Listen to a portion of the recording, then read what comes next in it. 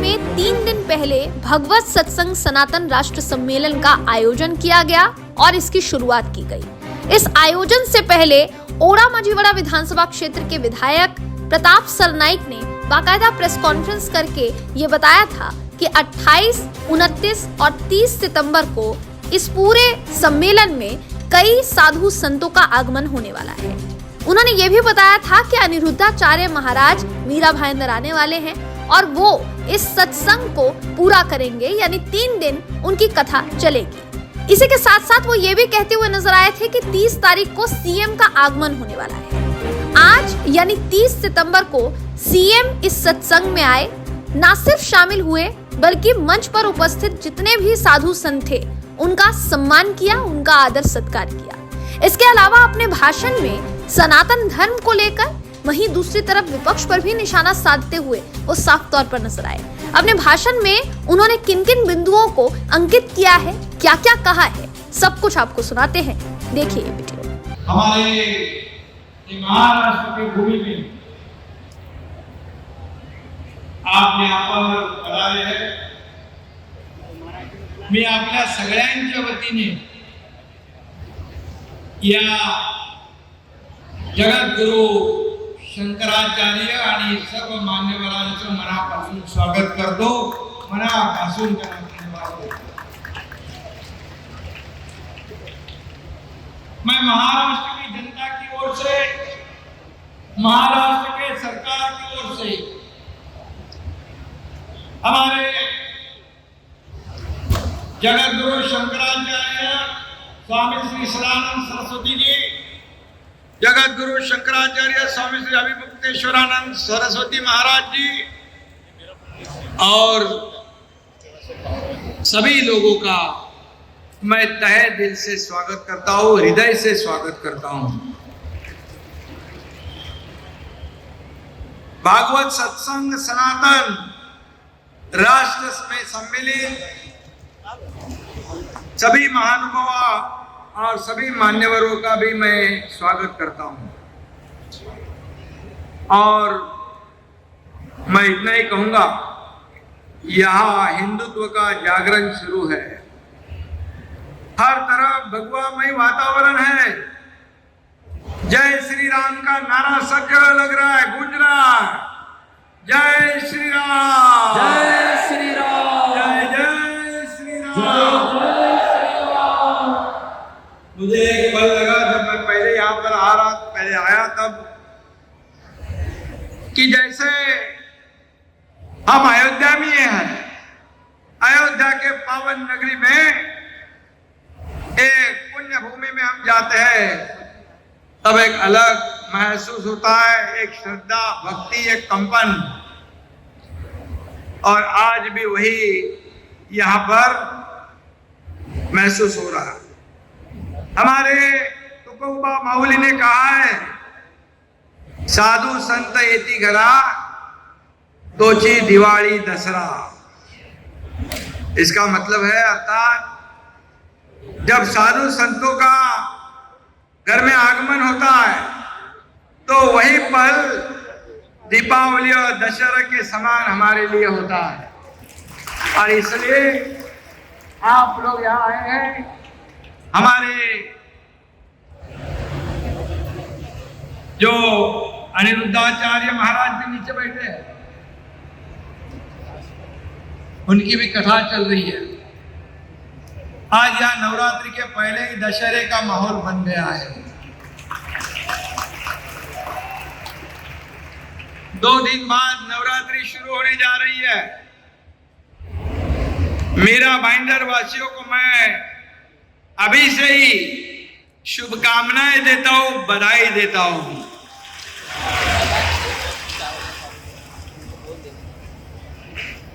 हमारे प्रताप सरनाइक, मैंने अभी कहा कि उनकी पहल से यह शुभ सत्संग हो रहा।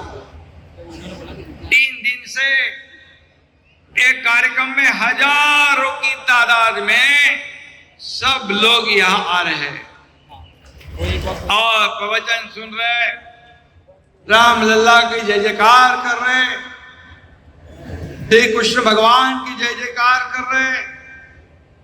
और एक आनंदमयी माहौल यहाँ बना हुआ है। और आज परम पूज्य हमारे साधु संत यहाँ पधारे हैं, उनके आने से ये मीरा भाईंदर, ये ठाणे जिला, ये महाराष्ट्र पावन हो गया है, ये पवित्र हुआ। ये महाराष्ट्र संतों की भूमि है, ये वीरों की भूमि है, ये वीरों की विरासत है। और इसलिए इनका आशीर्वाद लेने के लिए सभी लोग लालायित हैं। और वैसे ही मैं भी हूं। महाराष्ट्र ने हमेशा धर्म और अध्यात्म को अपनाया है। हमारे भागवत संप्रदाय ने मानवता और अध्यात्म को जोड़ने का काम किया है। साधु संत हमारी धरोहर है, उनके मार्गदर्शन और आशीर्वाद से हमें प्रेरणा और ऊर्जा मिलती है।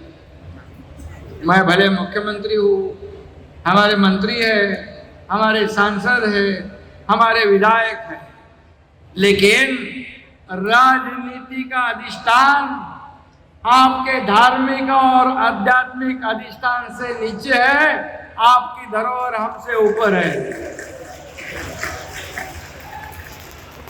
हम सभी गुरु परंपरा में विश्वास रखने वाले लोग हैं।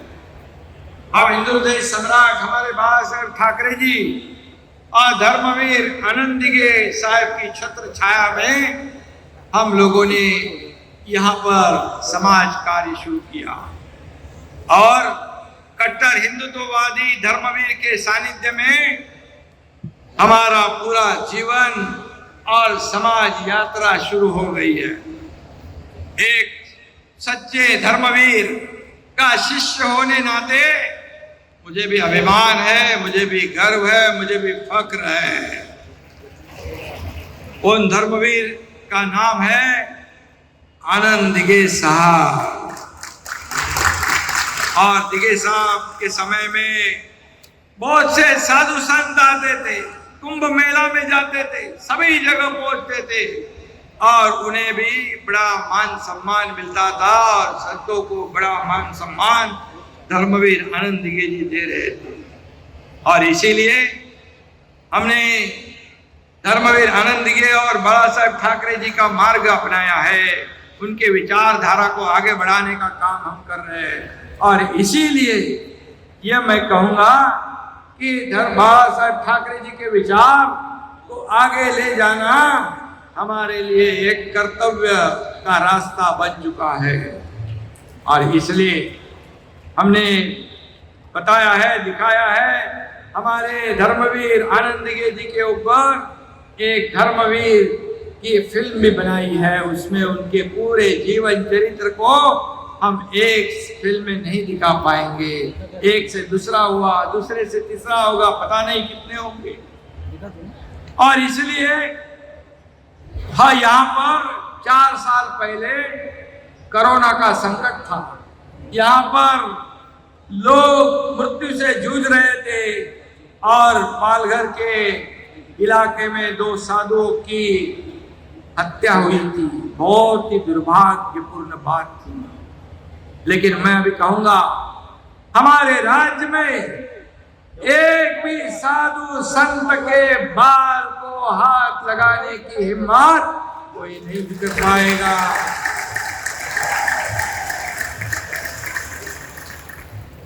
और तब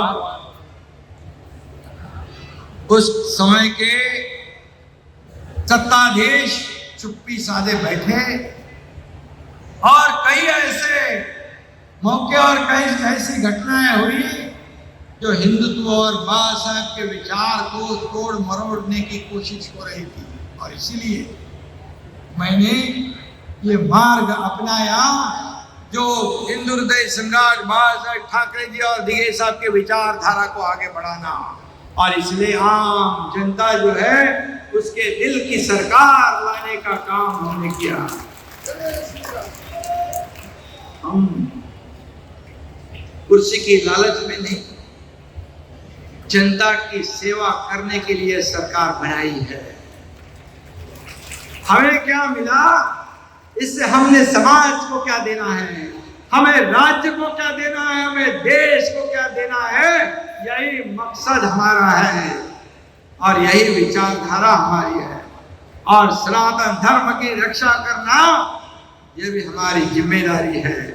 और इसलिए मैं इतना ही कहूंगा कि मैं ज्यादा लंबा भाषण नहीं दूंगा, लेकिन इतना जरूर मैं कहूंगा कि हमारी सरकार में एक तरफ डेवलपमेंट, विकास, मुख्यमंत्री होने के नाते आपके समक्ष कुछ मौका तो जरूर लूंगा और इसलिए एक तरफ विकास हो रहा है, एक तरफ बड़े बड़े प्रकल्प हो रहे, रोड हो रहे, मेट्रो हो रहे, फ्लाईओवर हो रहे, कई ऐसे परियोजनाएं हो रही है।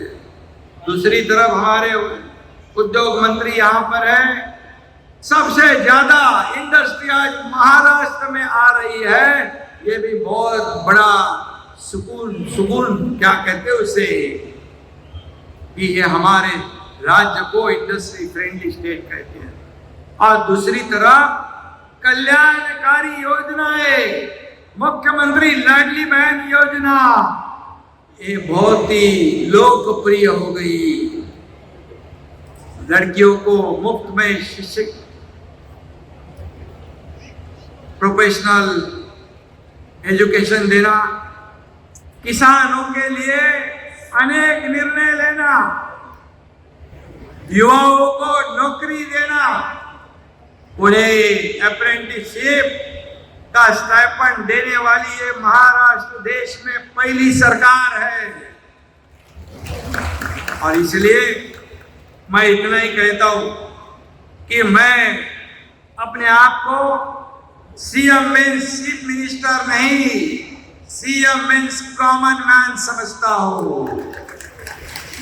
जब आम आदमी के साथ जुड़ने में कोई दिक्कत नहीं होती है, मैं जमीन से जुड़ा हुआ कार्य करता हूं।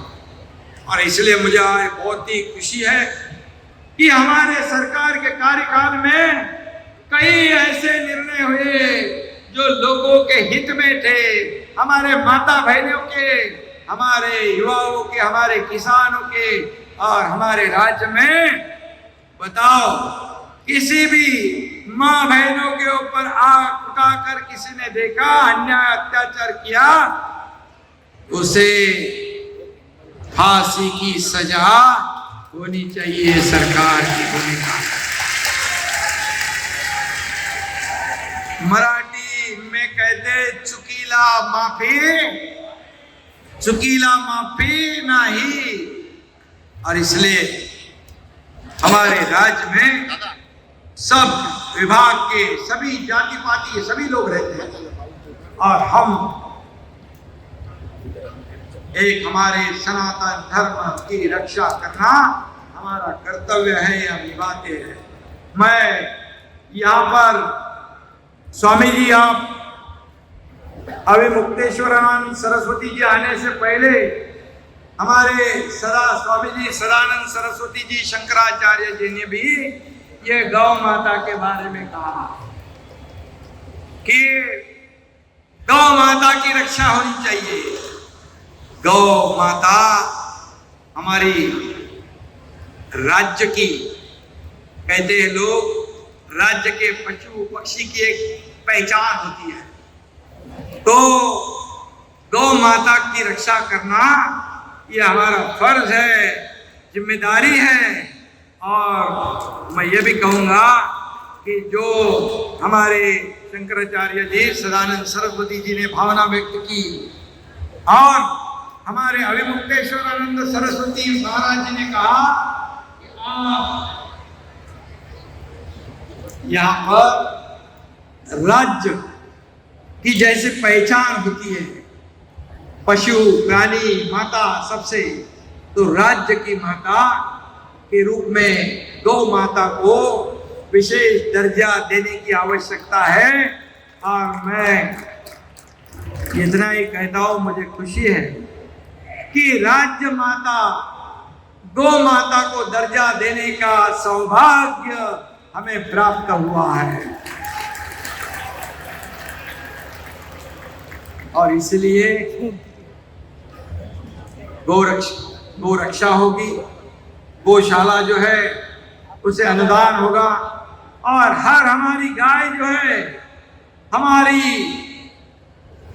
माता है, उसके जो रोज का चारा होता है उसके लिए भी आज ही सरकार ने प्रति गाय प्रतिदिन 50 रुपए का अनुदान देने का निर्णय लिया है। इतना मैं कहूंगा। ये मैं दोनों स्वामी जी को जीआर सौंप दिया है आपको। जब हम बोलते हैं वही करते हैं, जो होने वाला है वही बोलते हैं, करने जैसा है वही कहते हैं। और इसीलिए मैं आपको इतना ही कहूंगा कि आज पवित्र हुआ हमारा थाने जिला, भाईंदर की धरती पर साक्षात कुंभ मेला ये लगता है। और 2 लाइन में कहूंगा, देश का अस्तित्व है हिंदुत्व, यही हमारा तत्व है, यही हमारा सत्व है। मरते दम तक नहीं छोड़ेंगे हिंदुत्व, ये हमारे विचार है, ये हमारे विचार। और हमारे बाला साहब का पूरे देश ने देखा हिंदुत्व, लेकिन आगे क्या हुआ मैं क्या बताऊं। बेचा अपना तत्व पर सौगंध राम की खाते हैं, इसने छोड़ा हिंदुत्व, जनता मिटाएंगे उनका अस्तित्व, इतना मैं कहूंगा। और जो हिंदुत्व का करेगा पुरस्कार, वही बाला साहेब के विचारों का सही होगा वारसदार। धन्यवाद। मैं फिर एक बार दोनों हमारे शंकराचार्य जी का, फिर एक बार जगत गुरु शंकराचार्य स्वामी श्री सदानंद सरस्वती जी महाराज और जगत गुरु शंकराचार्य स्वामी श्री अभिमुक्तेश्वरानंद सरस्वती महाराज, इन दोनों का फिर एक बार मैं स्वागत करता हूं। बड़े जोर से तालियों की गुंजाहट में इनका स्वागत कीजिए।